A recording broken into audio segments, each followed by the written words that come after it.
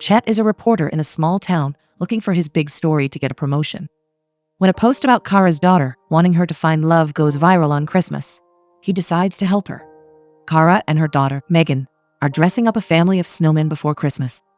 This year, Megan has also made one for her dad, Chris, and his fiancée, Susie. Megan hasn't met Susie yet and is excited to have her over in their small town of Red Falls. Kara makes Susie and Chris feel very comfortable when they visit their home. Kara congratulates Susie for the engagement and gives her a scrapbook from Megan so she knows them better. Susie has never been tree shopping in Paris, so Megan wants to take her this time. They don't have enough time to rest, but Susie is glad to shop with Megan. Outside Bliss Bakery, Chet asks the hometown baker, Maxwell, about this year's favorite Christmas dessert. He tries to be excited about it, but Maxwell bluntly informs them it's the Yule log. Chet's photographer and boss, Ned, claims his girlfriend loves Yule logs. Chet is sure his girlfriend is imaginary. He keeps looking at his phone to hear about a big promotion. Megan asks Susie to start bonding, and Susie hopes they can find something Kara loves. Chris thanks Kara for being very cool about this. Kara reminds them they're friends, and it makes sense for Susie to be there as a family. She is glad he found someone special, who is also a magazine writer in Paris. Chris is a travel photographer, so Kara thinks they fit well. Chris offers to babysit Megan if Kara has any dating plans that month. Kara is not interested in dating and is happy with the way things are. Ned hopes to find a happy family for their next set. He doesn't want Chet to get the promotion because he is his only friend and the best local reporter. Big city news will be a big step for Chet, but he hasn't done a story yet that could take him national. Ned suggests finding a unique love story because everyone wants that around Christmas. Chet picks Kara's family for the next interview, and Megan explains how they're related to each other. Chet tries to be enthusiastic about a stepfamily, but Kara claims it's a blended family. Chet suggests that Susie and Chris should go for the special Christmas Eve dance in town. He asks if Kara is bringing someone, but she gets uncomfortable. When Chet refers to Kara as a holly jolly jingle single, she takes her family and leaves. Kara informs Susie about Maxwell's bakery, where she can get some French delicacies. Kara gifts Susie 2 tickets for the Christmas Eve dance. She thinks Chet is annoying, but was right about the dance being traditional and romantic.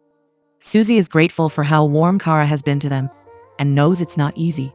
She offers to help Kara with anything and hopes she can come to their house next Christmas. Kara doesn't know which country they will be in and feels homesick whenever she's out of town. Susie thinks she should be open to adventures and gifts her earrings of Venetian glass. She wants Kara to bring someone to the dance, and Megan overhears them. That night, Megan writes her letter to Santa, asking for her mom to find love. As Megan goes off to sleep, the letter flies out of the window and ends up next to a statue of Santa. Maxwell finds it in the morning and pockets it. Susie comes over to his bakery and notices Megan's letter. She thinks it's the same paper from her house and must be written by her.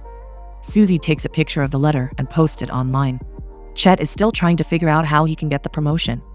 Ned asks him to let go of things he can't control, but Chet needs this so he can move on and leave the town. Ned's girlfriend sends him the post Susie uploaded about Megan's Santa letter. The post is trending, and everyone wants to find the Santa mom from the letter. Chet knows this could become national news and recognizes Maxwell's bakery.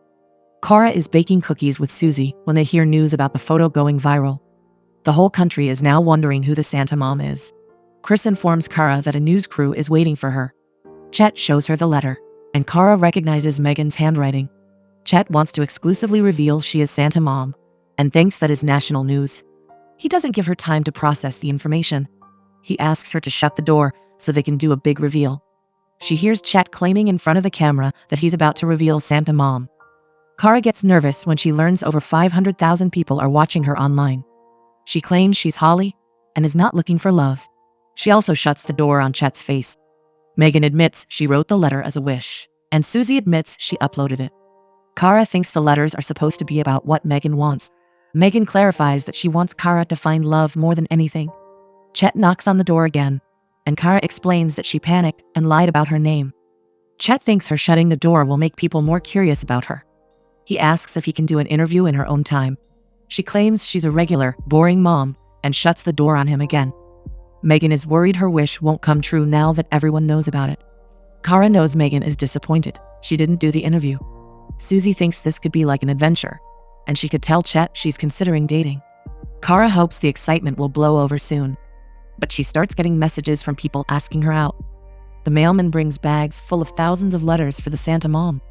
The admirers who have seen her on TV want to ask her out on a date. Chet knows the Santa mom thing is blowing up and desperately needs an interview with her. Maxwell has known Kara from high school and thinks she's very tough but fun. He doesn't believe she is still single, but thinks Chet can get an interview if he stops being pushy. The family turns up at the bakery, and Megan brags about the letters Kara got. Everyone wants pictures with her, and Kara feels overwhelmed, but she clarifies to Maxwell that she is not interested in dating. Chet knows she doesn't like him, but tries to talk to her. He claims everyone wants to know her real name and what she does. He still hopes to get an interview, and promises it won't be live. Kara only agrees this time because she knows Megan wants it. Kara shows Chet the letters, and that she plans to thank all of them. But she's not interested in dating, and wants to highlight that. Chet still asks her to change into something that looks like she's trying to date. As he starts setting up near the tree, Megan comes to Chet with a list of people she thinks are good for her mom. She loves Adam the most, who owns a game shop in town. Chet reminds Megan he's not a dating agent, and claims he's only trying to help people know Kara better. They begin the interview, and Chet first asks about her divorce. Kara claims she is friendly and gets along really well with Chris and Susie. They got married very young and grew apart when they realized they are different people. She feels like she's oversharing and asks Chet to not get pushy. Since she's not the first person to tell him that, he tries to make her feel comfortable. He asks about the hypothetical man she would be willing to date. She claims she wants someone patient and interesting, who also loves small towns as much as she does. She seems scared of the unknown and thinks dating is a big step after a long time. But if she had to date, she would choose some local place as the spot where she can dress up. Chet remembers the Christmas Eve dance and reminds her he will cover it. He wants to set her up on a date by then. He thinks it could be huge if they show Santa Mom's wish coming true live. Kara gets ready for her date with Adam that night. Susie and Megan are excited for her and think it will go well. Ned is sure this segment will work great for them. Chet has called Kara early so he can give her pointers before they cover the date for camera. She has thought about topics for discussion. Chet suggests getting into details to help the conversation. He gives an example of his own life and explains how he would talk about growing up in Red Falls on a date. He explains that his dad worked for the local newspaper, which inspired him to become a journalist.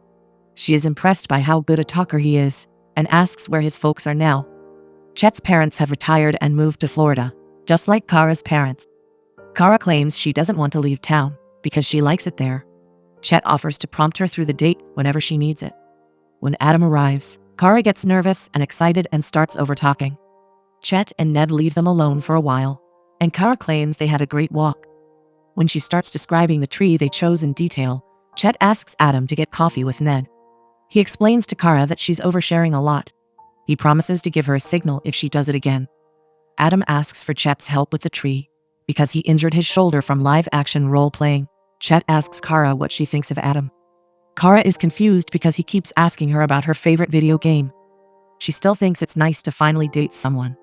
She wonders if Adam will ask her for the dance, and Chet insists she should agree if he does. As they start recording, Kara claims she had a great time with Adam. She feels excited about following old traditions with someone new. Adam claims a big event is coming up, so Kara and Chet assume he's going to ask her for the dance. But Adam informs her about a role-playing event being hosted at his game store. He asks if he can take the tree along to the store. He claims he's not inviting her because she would have to dress up as a wizard. They all realize this date was a disaster, but decide to focus on food. Kara brings them to a restaurant where her parents got her as a kid. She explains that she wants to go to Italy too one day. Ned asks for the most expensive dish because he wants to make Chet pay. As Chet gets a call from the newsroom, Ned explains that Chet went to Italy last year for one of his goals. When Chet came back, he kept talking about the expensive food.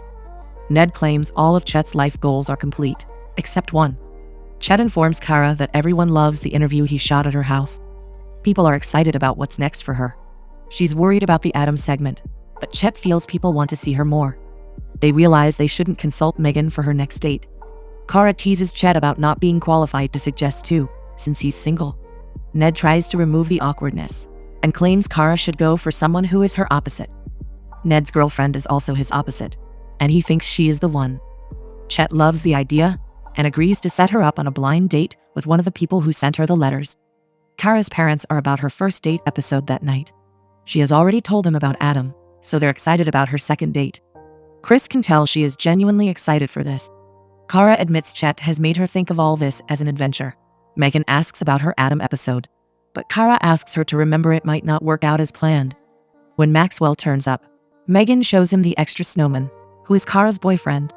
There's no name yet, but she feels they will know after her second date. Kara admits Chet is setting her up on a blind date after the first one didn't work out. Maxwell feels she's very brave for putting herself out there on TV. He wishes her luck and gives her the box he got her.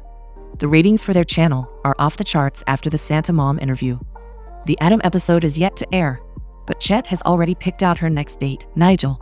He seems to be her opposite, and they hope she likes him enough to go to the dance with him. Megan explains to Kara that Nigel could be someone she might never think of dating. Megan is afraid he won't like kids, but Kara assures her that is a must. Kara is glad he at least likes skating, since they're going for that on their date. Nigel seems to be a crowd pleaser apart from being good looking. Megan already keeps praising Chet a lot, and Kara doesn't want to give him credit for choosing the perfect date. Chet explains that Nigel and Kara need to skate, after which they will interview them. Nigel starts flirting with Kara and asks if they can forget skating. Chet insists they need to skate and keeps interrupting all of Nigel's jokes. Nigel takes his time to wear the skates and seems to be loving the attention. He approaches the rink, but immediately falls and injures himself.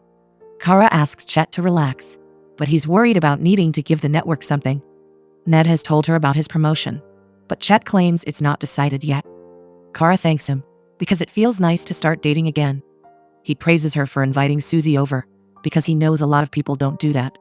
Kara admits it's tough, even if she and Chris have been separated for a long time. She feels happy about Susie and Megan hanging out, but admits she's also jealous. Chet assures her there's nothing wrong with it, but Kara genuinely wants everyone to get along and thinks Susie is great company. Chet asks about Susie's most annoying habit to make her feel better. She admits her show-off about life in Paris is a bit too much. She thanks Chet for listening to her and asks more about who he is. He claims to be a regular guy, but she asks why he doesn't have anyone. Chet tells her about Abby, the weather girl from his office, who he fell for. They were planning to get married, and he started working extra hours to pay for their first condo, but Abby ran away with his boss, Brad, on Christmas Eve 2 years ago. He claims he started focusing on himself after that. He set goals for himself and managed to run the marathon. He even sold the condo and traveled through Europe. Only the goal regarding his promotion to big city news is left, and he's waiting for it. Nigel has been taken for an X-ray, and Ned suggests they can shoot Kara and him the next morning. Kara doesn't want to date Nigel anymore because she doesn't like that he lied about skating. Chet understands she doesn't want to date just for the show. He suggests they can record her skating and then do an interview about the date that never happened. He knows she's the star of the show, so the viewers will be happy. Once they're done shooting the interview, Kara asks Chet to put on some skates. She doesn't want to skate alone, but Chet admits he doesn't know how to skate. She decides to teach him and takes his hand to bring him to the rink. Ned starts recording them, but claims he's not. Chet thinks Kara should pick the next man she dates. Chet watches the video of them skating the next day and blushes. Ned invites him to watch the date with Adam, which is out. The viewers love Kara and want to see her wish come true. Kara goes through the letters again with Susie to pick out the guy for her next date. She wonders if she's being picky, but Susie feels she should only date a guy she wants. Kara thanks her for helping with this adventure. Susie never intended all this when she uploaded the photo, but is glad something good is happening for Kara. She asks about Chet, who Kara feels is amazing and has helped her gain confidence. She thinks there's much more to him than what they see on TV. Susie suggests considering Chet as the date, but Kara gets distracted by the doorbell. She finds cookies and a note from Maxwell asking her out. Kara stops by Maxwell's bakery the next day and claims she would love to go on a date with him. Chet notices her excitement about the third date. Kara thinks maybe Maxwell is right for her, since she has known him since high school. She never considered him because they have been friends for so long. She asks Chet to make sure this date is very romantic. Ned has managed to get a sponsor for the Christmas dance because everyone wants to see Santa Mom with her date. Chet is mesmerized when Kara comes to the diner. She hopes this is the real one after 2 practice dates. Ned asks Kara and Chet to sit on the table so he can check for lighting. Kara thinks it's exciting that Maxwell could be a match. Chet asks her to not be nervous about the camera.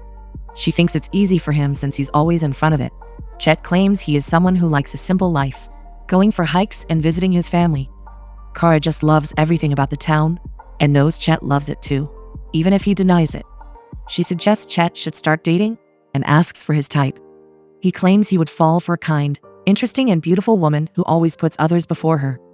They share a moment, but Ned informs them that Maxwell has arrived. They start shooting, but Maxwell nervously drops everything on the way to the table. Chet takes Maxwell aside and knows he is nervous because of the camera and Kara. Maxwell thinks it's a lot of pressure and asks Chet to take some stress away.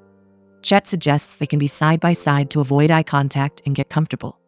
They seem to have a great date in front of the camera, and Chet uses his usual signal to let Kara know when she's over-talking.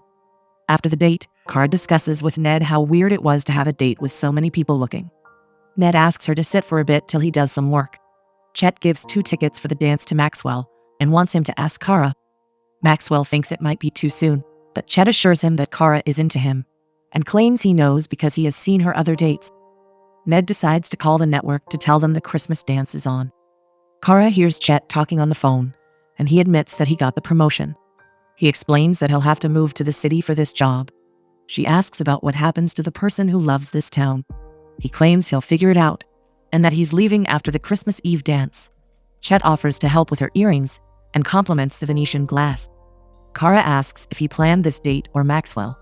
Chet admits he knows this is her favorite restaurant because her parents got her there. He also knows she prefers a quiet dinner for 2. When she brushes her hair back, he knows it's because she's nervous. He has also noticed that she only wears these red Venetian glass earrings when she cares about the date. Kara feels something when she's sitting with him, but Ned asks them to get ready for the filming. Maxwell nervously asks her for the dance, and she agrees to go with him when Chet gestures her to. Chris leaves the room so Susie and Kara can discuss her date. Kara feels conflicted between her identity as herself and Santa Mom. She had fun with Maxwell, but she felt a moment with Chet. Susie is not surprised, but Kara doesn't know how she feels because of the camera.